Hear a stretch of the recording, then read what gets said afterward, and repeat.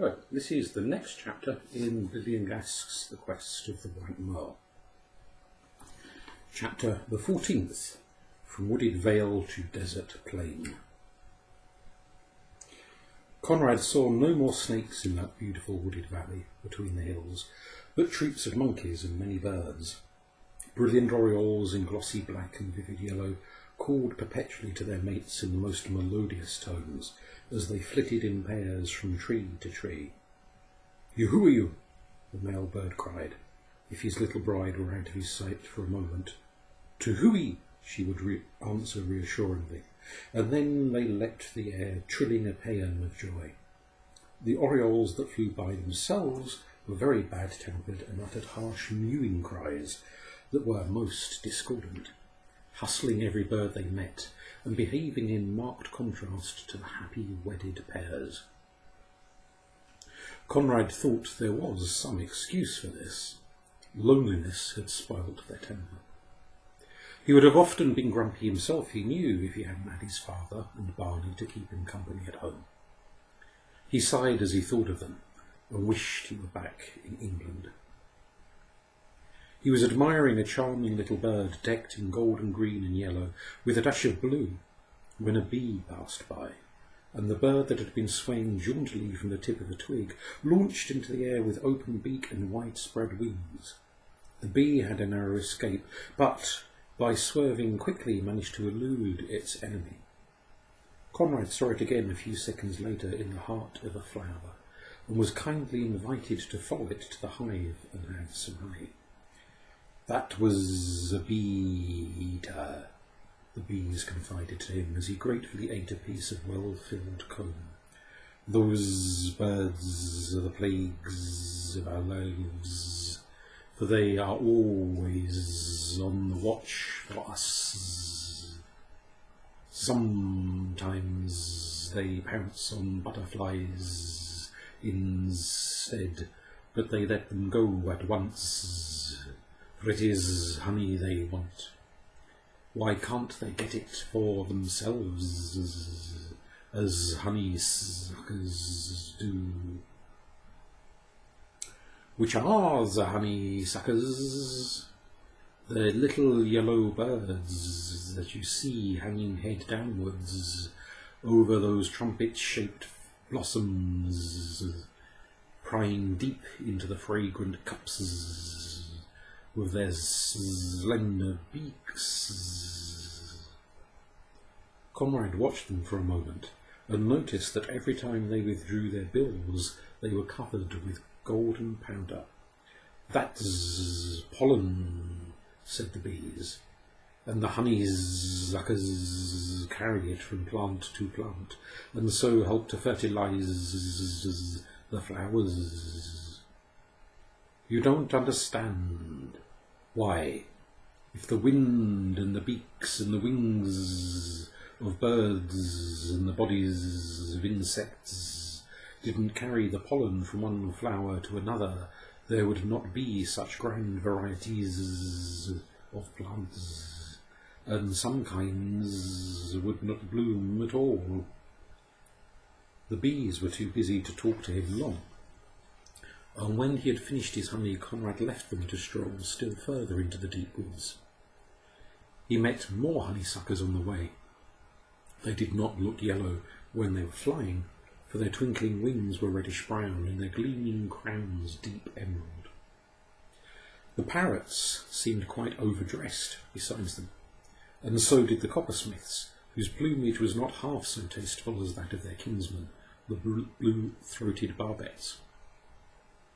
Conrad was extremely interested to learn that they nested in tunnels which they dug out for themselves in the trunk of a tree. When at work, they told him, they clung to the bark of the tree with their fat pink feet and hammered away with their beaks until a shower of chips rewarded their labours. The openings of their caverns were always hidden by overhanging leaves and branches, and ended in oval chambers where the eggs were laid. Conrad passed on to the nests of the weaver birds. These were suspended from delicate leaf points on the topmost branches of lofty trees. One stalked giant overhung the bed of a stream. and afforded a resting place for quite 100 nests, cunningly woven of grass and strips of palm leaves, with purse-like openings that made it difficult for snakes or monkeys to steal the eggs inside them. Then there were the nests of the weaver finches, small domes of grass placed close to the ground, and those of the fan-tailed warblers, which were more ingenious still. The warblers also had chosen their home in the neighbourhood of a stream, and, before beginning to build, had tacked several reeds together with strong smooth threads that they had woven from the fibres of leaves and grass.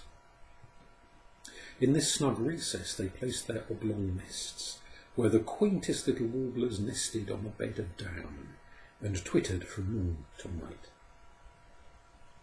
But the pygmy nest of the crested tree swift astonished Conrad most of all. It was made of flimsy particles of bark, gummed onto a branch of a very high tree, with the tree swift's sticky saliva, and was barely 1.25 inches across. The one that Conrad saw first, he had to fly very high to look for it, had only just room for one wee white egg, and when the mother bird was sitting beside it, covering it with the soft warm feathers of her breast, it was quite invisible. Perhaps he thought she had made it so tiny that in this way she might guard her treasure, for birds are very wise. That evening, just after sunset, Conrad heard a chorus of harsh screams above his head. They did not come from the noisy parrots or the bustling little coppersmiths, but from the crested tree swifts who were flying round the top of a tree in ever-narrowing circles, each circle bringing them lower in the air. Nearing the waving branches, one made a swoop and alighted on the highest point. The other tree swifts followed his example, and when they had all found perches, Conrad thought that the beautiful little creatures had settled for the night. To his surprise, their excited twittering continued, and they presently began to close up round the bird who had roosted first, packing themselves on top of him until they were one quivering mass of feathers.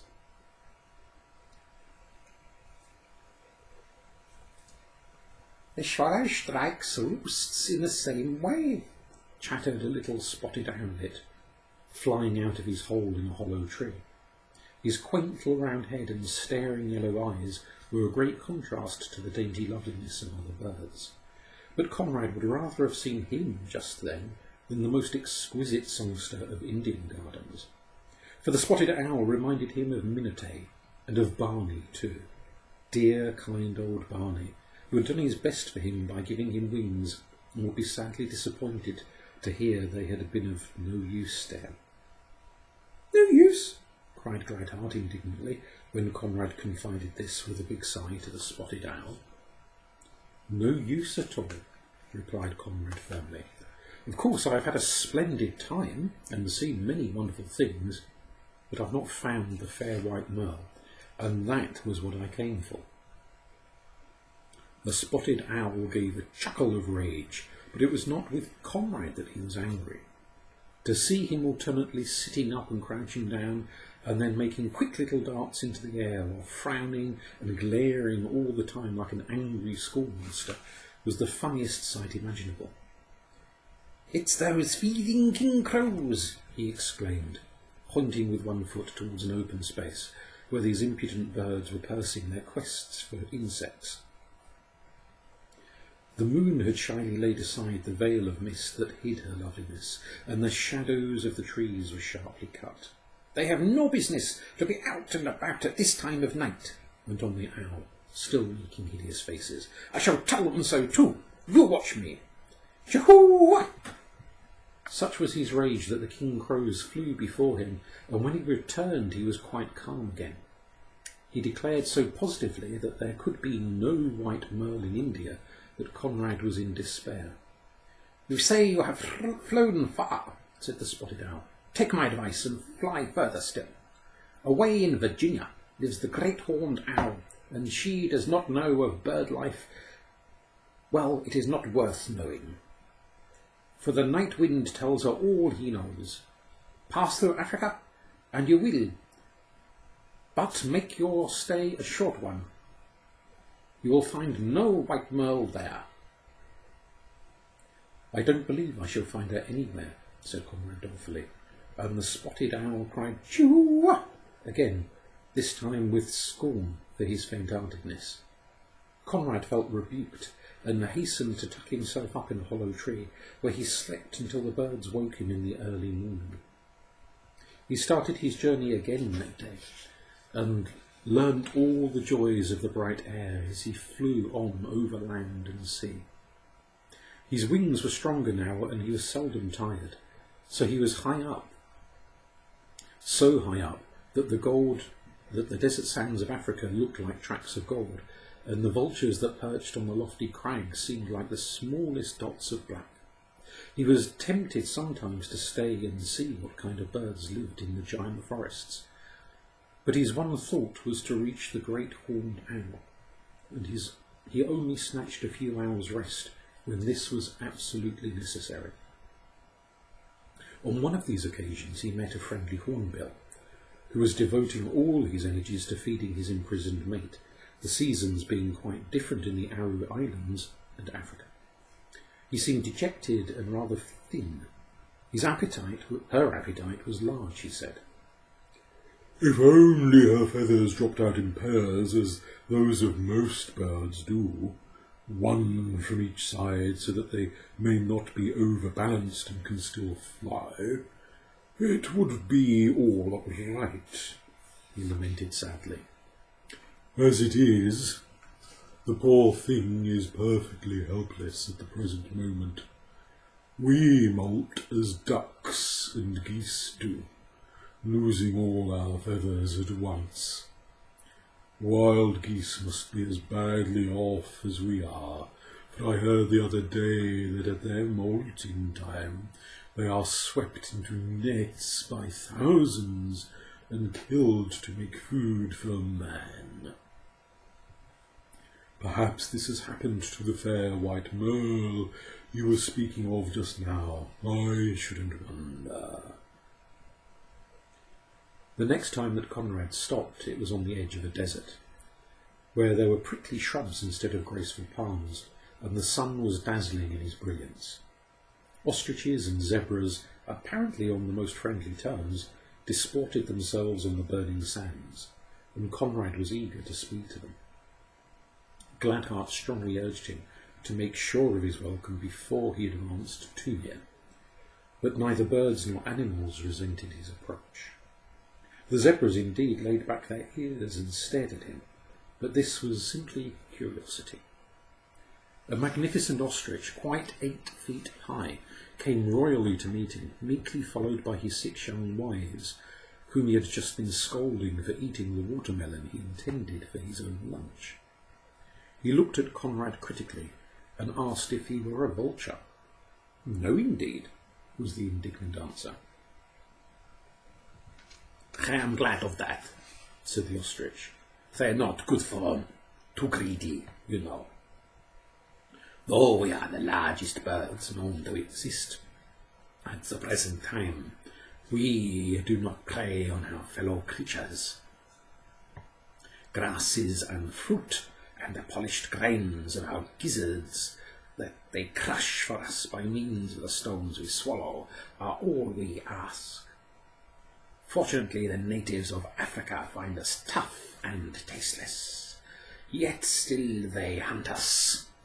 I wonder why." Conrad did not feel inclined to tell him, though as he looked at the glossy plumes of his wings and tail, he was not surprised that these were valued by men. They were rather darker than those of the lady ostriches, who were not so tall as their kingly mate. Dispersing them to find another melon, the ostrich suggested that Conrad should rest in the shadow of a great rock. "That is our nest," he said, pointing to a shallow scoop in the sand.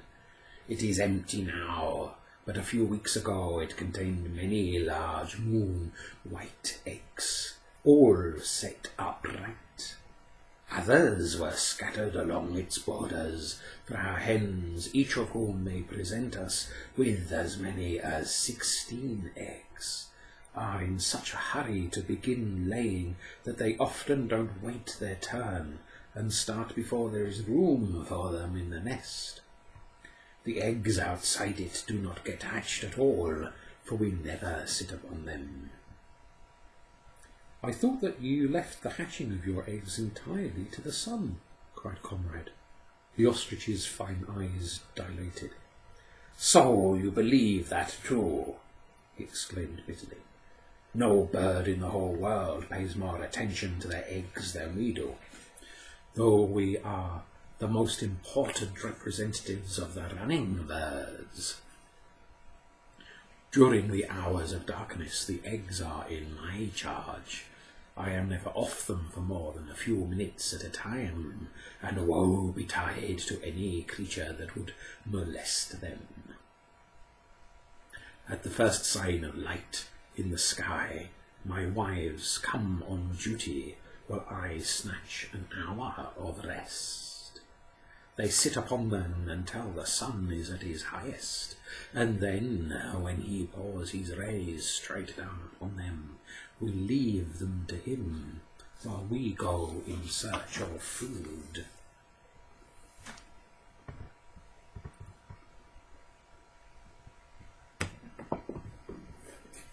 As the ostrich ceased speaking, there appeared on the far horizon a thin black line, and the tinkling of many bells came faintly from a great distance. A caravan was coming towards them, and roaring as loudly as any lion, the ostrich darted away, running at a pace of quite 60 miles an hour. This was the signal for the whole flock to scatter.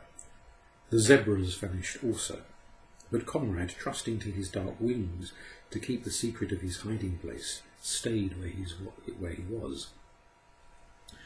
His limbs were stiff with weariness, and even Gladheart, the prudent, did not urge him to move. The caravan passed slowly, the swarthy white-robed Arabs riding upon the lean brown camels, who did their will so patiently, and singing dirge-like hymns. When they were quite out of sight, the ostriches returned. Conrad complimented their leader on his great speed. "We could not keep up that pace for ever," said the ostrich honestly.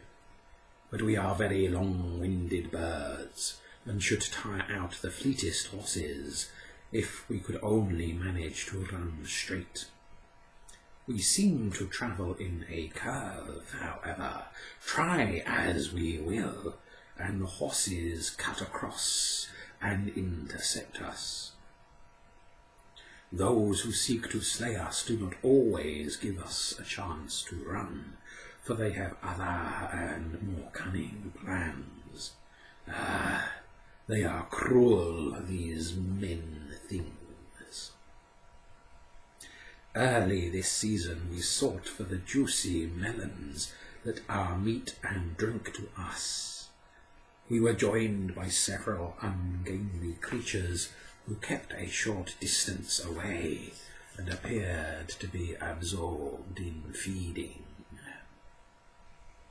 Deceived by their craftiness, we took no notice of them, and when several of our own flock ran for a short distance and lay down in the sand, we only wondered what they were doing, not knowing that they had been killed. Many of us were slain before we understood that the strangers were men dressed up in ostrich skins. They had learned to move their stuffed ostrich necks and heads just as we do ours when we are tearing up the coarse, dry grass that grows in desert places, and by pretending to feed, they hid their clumsy bodies. 4 of my finest wives were killed that day. I have only just been able to replace them. Some ostriches are contented with 2 or 3, but I couldn't do with less than 6. They are affectionate creatures, and easy enough to manage if you are kind but firm. I shall bite their legs if they don't soon find me that watermelon. Fortunately for his domestic peace, a signal from one of his wives told him that they had been successful. He did not ask Conrad to share his meal, and Gladheart whispered softly of a cool green oasis with fruit-laden date and fig trees where they would spend the night. "Do you see that big pit?" inquired the ostrich when he had scooped out the melon down to its rind. "That was where a native hid himself beside a nest, so that when the parent birds came back to it, he might shoot them with his poisoned sticks. Luckily, he stirred too soon, and we took the alarm, and so were saved. But he stole our beautiful eggs, each of which is as big as 24 hens' eggs put together. He cooked them by standing them one at a time as they wanted, in the midst of a fire, and twisting them round and round by means of a forked stick he had thrust into a hole made at the top. They used the shells for eggs for water vessels, stuffing up the broken place with grass. When the Bushmen are going to attack a neighbouring tribe, they bury these water-filled shells along the desert and steal upon their enemies in the dead of night. When they have stolen all the cattle they can take, they make their escape over the sandy plains. The villagers whom they have robbed cannot follow them, for if they did, they would die of thirst.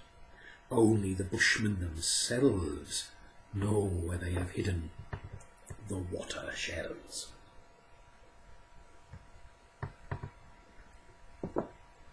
Conrad stayed with the ostriches until nightfall, and before he left was called upon to admire many of the wonderful devices that fit them for desert life.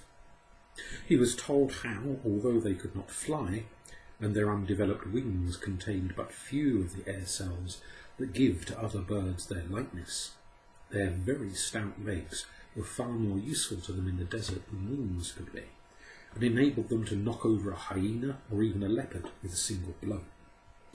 How each foot was armed with a heavy, pointed claw which could tear an enemy's flesh open and make the bravest hounds chary of attacking them.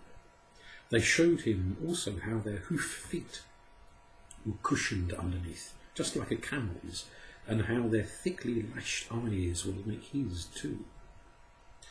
"We're sometimes called the camel birds," they said, and it was clear that this was a source of pride. "You're almost as wonderful as camels anyhow," cried Conrad generously, and they wished him the best of luck as he said goodbye. Many were the perils that Conrad faced before he left the desert land of Africa. Skirting another wilderness, he had a desperate encounter with a pair of vultures, and if they had not taken alarm at his voice, which they connected with strange creatures who carried fire sticks, he would have come off badly. As they fled in dismay, the poor camel over which they had been hovering, he had dropped onto the ground, exhausted from fatigue, and had been left by his master to his fate, looked at Conrad with wistful eyes of gratitude, and presently managed to raise himself and stagger on for a short distance, until, guided by his new friend, he reached a belt of green. In the cool of that same evening, when Conrad had thankfully thrown himself down to rest in the shelter of a tangled jungle, he was aroused from sleep by the deep roaring of an angry lion who was furious at finding a trespasser in his domains. Owing to the dense thickness of the boughs above him, Conrad could not use his wings, and there was nothing for it but to get out of his way by climbing a tree. This he did with remarkable agility, considering that his arms were half hidden by feathers. He was just in time, for the lion was close upon him, and high up in the branches he found an enormous nest of sticks. Once safely inside it, he felt quite secure, and the roaring of the baffled lion beneath him made him extremely thankful for his escape. The roars ceased presently, His Majesty's attention having been attracted in another quarter, and Conrad soon afterwards fell asleep, not even waiting to wonder into whose home he had made his way. "It's the coolest thing I ever heard of," some bird was saying, in a low voice, as Conrad drowsily stretched himself when morning had come again. "Perfectly scandalous," answered a second voice, even more indignantly than the first. "What shall we do next? Peg Him?" Conrad thought it was time to wake up and look outside the nest. "I'd rather you didn't," he said persuasively to the two sober brown birds on a bough close by. "I came up here to get out of the way of a lion, and I am very much obliged to you for my night's lodgings. I will go now, if you wish, but please first tell me who you are." "We are the hammer-headed storks," returned his hosts, both speaking together, their compressed bills ended in a strong hook, and their eyes were singularly bright.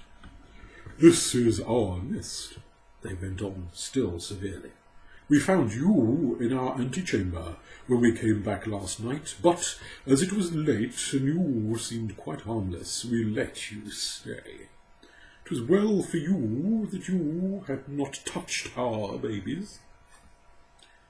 Conrad had been aware for some time of funny little noises coming from above him, but when the storks, quite mollified by his apologies, allowed him to squeeze through the narrow entrance into another compartment, he found it empty.